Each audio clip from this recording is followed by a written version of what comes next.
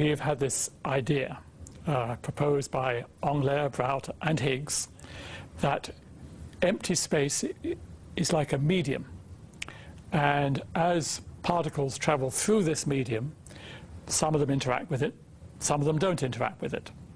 The ones that do interact with this medium, they acquire masses, and the ones that pass through it without interacting, those are massless particles. Let me give you an analogy. Imagine an infinite field of snow extending throughout all of space. Flat, featureless, going in all directions. Maybe the middle of Siberia. Now imagine that you're trying to cross this field of snow. So maybe you're a skier and you skim across the top. That's like a particle that does not interact with the Higgs field. It doesn't sink into the snow. It goes very fast. That's like a particle with no mass traveling at the speed of light. But maybe you've only got snowshoes. In that case, you sink into the Higgs snow field. You get less speed than the skier, less than the speed of light.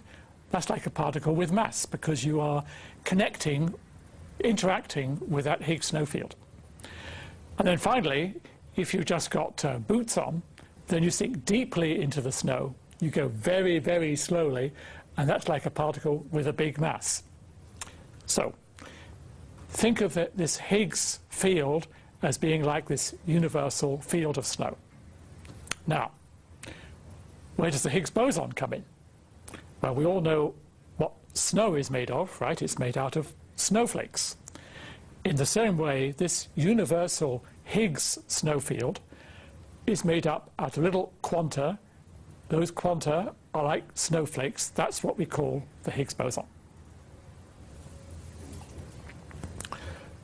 The Higgs boson has this job of giving masses to all the other elementary particles.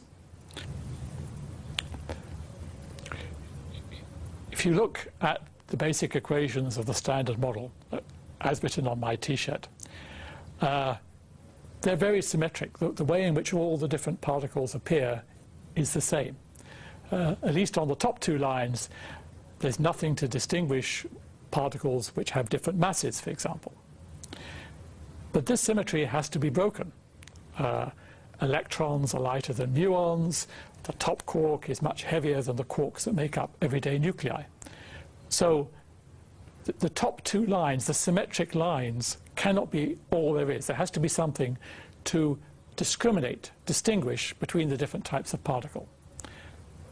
And that's the job of the Higgs boson. That's the job of the two bottom lines.